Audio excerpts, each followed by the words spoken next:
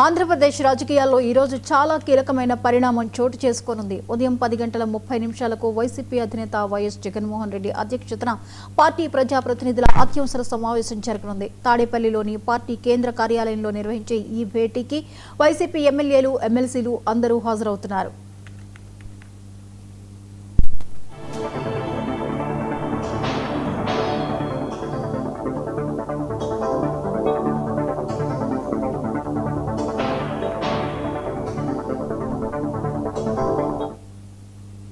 ఈ నెల 17 నుంచి ప్రారంభం కానున్న ఏపీ అసెంబ్లీ వర్షాకాల సమావేశాల నేపథ్యంలో ఈ భేటీకి ప్రాధాన్యం ఏర్పడింది.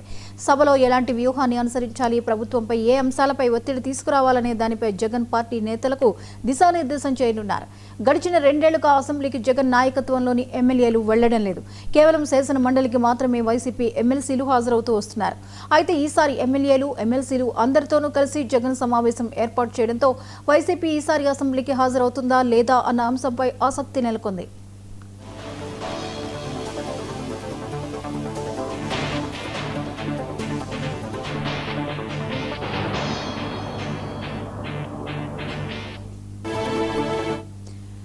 ఇంతకీ వైసీపీ ఈసారి అసెంబ్లీకి వస్తుందా అంటే దీనిపై భిన్నమైన విశ్లేషణలు వినిపిస్తున్నాయి. ప్రస్తుతం రాష్ట్రంలో డిఎస్సి అంశం తీవ్ర దుమారం రేపుతోంది. డిఎస్సి నిర్వహణలో అవకతవకలు జరిగాయంటూ వైసీపీ ఇప్పటికే రాష్ట్ర వ్యాప్తంగా నిరసనలకు పిలుపునిచ్చింది. ఈ వ్యవహారంపై సిబిఐ విచారణ జరిపించాలని, మంత్రి లోకేష్ రాజీనామా చేయాలని గట్టిగా డిమాండ్ చేస్తోంది. ఇలాంటి కీలక సమయంలో సభా వేదికగా ప్రభుత్వాన్ని నిలదీస్తే బాగుంటుందనే కోణంలో పార్టీలో చర్చ జరుగుతోంది. అయితే సభకు వెళ్లాలా లేక పాత నిర్ణయానికే కట్టుబడి బయటే నిరసనలు కొనసాగించాలా అనే దానిపై జగన్ ఉదయం భేటీలోనే స్పష్టత ఇచ్చే అవకాశం ఉంది.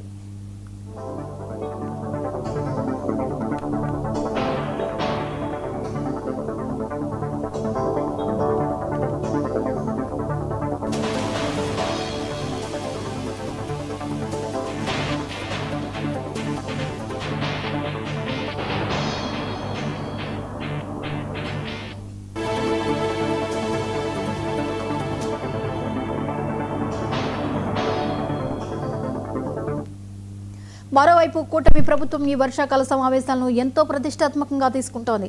4 రోజుల పాటు సాగే ఈ సమావేశాల్లో 6 కీలక అంశాలపై చర్చించాలని ప్రణాళిక రూపొందించింది. ఇందులో అత్యంత కీలకమైనది స్థానిక సంస్థల్లో బీసీ రిజర్వేషన్ల పెంపు బిల్లు. బీసీలకు రాజకీయ ప్రాధాన్యం పెంచేలా సుదీర్ఘ కసరత్తు తర్వాత ప్రభుత్వం ఈ బిల్లును సభ ముందుకు తీసుకొస్తోంది. ప్రభుత్వం 2 ఏళ్ల పాలన, రాబోయే 3 ఏళ్ల ప్రణాళికను కూడా సభ ద్వారానే స్పష్టంగా ప్రజలకు చెప్పాలని భావిస్తోంది. ఈ నేపథ్యంలో సీఎం చంద్రబాబు కూటమి ఎమ్మెల్యేలందరికీ ముందస్తు హెచ్చరికలు జారీ చేశారు. బీసీ బిల్లు అత్యంత కీలకమైనది కాబట్టి సభ్యులెవరూ డుమ్మా కొట్టకుండా సభలో ఉండాలని స్పష్టం చేశారు. వైసీపీ సభకు వచ్చినా రాకపోయినా మనం మాత్రం బాధ్యతాయుతంగా చర్చల్లో పాల్గొనాలని ఆదేశించారు. ప్రభుత్వం ఇంత క్లారిటీతో ఉంటూ కీలక బిల్లులు పెడుతున్న వేళ వైసీపీ సభకు వస్తేనే ప్రతిపక్షంగా తన గొంతు వినిపించే అవకాశం ఉంటుంది. మరి ఇవాల్టి భేటీలో జగన్ ఎలాంటి నిర్ణయం తీసుకుంటారో అన్న ఉత్కంఠ అందరిలోనూ నెలకొంది.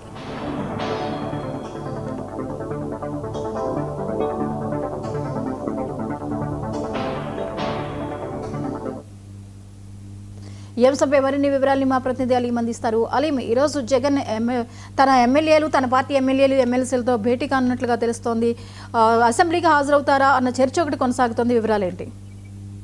Good morning. అయితే ఆంధ్రప్రదేశ్ శాసనసభ పక్ష సమావేశాలు, శాసనమండలి సమావేశాలు నెల 15 నుంచి కూడా పెట్టాలని రాష్ట్ర ప్రభుత్వం భావిస్తుంది. ఇందులో భాగంగా శాసనసభ, శాసన మండలిలో ఈ 2.5 సంవత్సరాల్లో రాష్ట్ర ప్రభుత్వం చేసిన అభివృద్ధి కార్యక్రమాలన్నీ కూడాను ప్రజలకు వివరించాలని చెప్పి అటు ప్రభుత్వం భావిస్తుంది. మరో పక్కన వైఎస్ఆర్సీపీ అధినేత, మాజీ ముఖ్యమంత్రి వైఎస్ జగన్మోహన్ రెడ్డి శాసనసభకు వస్తారా లేదా అనేది కూడాను ఇంకా చాలా తెలియాల్సిన అంశం. అయితే ముఖ్యంగా శాసన మండలికి సంబంధించి కానీ, శాసనసభలో కానీ అసెంబ్లీకి హాజరవుతారా లేదనేది ముఖ్యంగా చర్చ జరుగుతున్న నేపథ్యంలో ఈ రోజు మాజీ ముఖ్యమంత్రి వైఎస్ జగన్మోహన్ రెడ్డి తన సభ్యులతో కీలక సమావేశాన్ని ఏర్పాటు చేస్తున్నారు. 10 మంది అసెంబ్లీ అభ్యర్థులతో పాటు శాసన మండలి అభ్యర్థులు కూడాను ఈ సమావేశంలో పాల్గొంటారు. ఉదయం 10 గంటలకి జ్యోతి ఈ సమావేశం ప్రారంభం అవుతుంది. ముఖ్యంగా శాసన సభలో, శాసన మండలిలో ప్రభుత్వ తీరును ఎలా ఎండగట్టాలనే దాని మీద కూడాను వైసీపీ దిశానిర్దేశం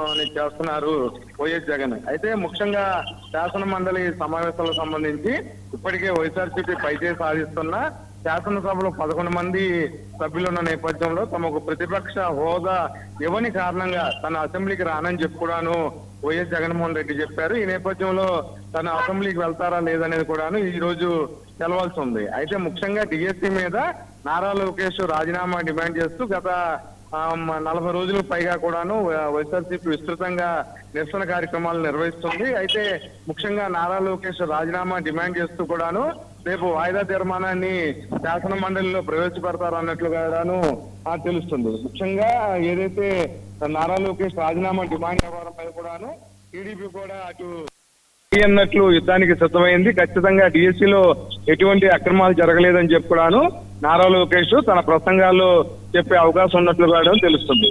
అయితే ఈ రోజు జరిగే సమావేశంలో ముఖ్యంగా డిఎస్సీ కుంభకోణంతో పాటు అమరావతిలో జరుగుతున్న అవినీతి అంశాలు కూడాను అటు వైఎస్ఆర్సీపీ అధినేత వైఎస్ జగన్మోహన్ రెడ్డి తన సభ్యులతో మాట్లాడే అవకాశం ఉంది. అంతేకాకుండా నారా లోకేష్ ఎందుకు రిజైన్ చేయమంటున్నారు అనే దాని మీద కూడాను సభ్యులకు వివరంగా చెప్పే అవకాశం ఉన్నట్లుగా తెలుస్తుంది. అంతేకాకుండా ఏదైతే ఈ మధ్యకాలంలో లా అండ్ ఆర్డర్ పూర్తిగా కూడాను ఇబ్బందికర పరిస్థితులు ఉంది, ఎక్కడికక్కడ మహిళలు చాలా ఇబ్బందికర పరిస్థితులు నెలకొంటున్నారు కాబట్టి వాటి మీద కూడాను వైఎస్ఆర్సీపీ మాట్లాడే అవకాశం ఉన్నట్లుగా తెలుస్తుంది.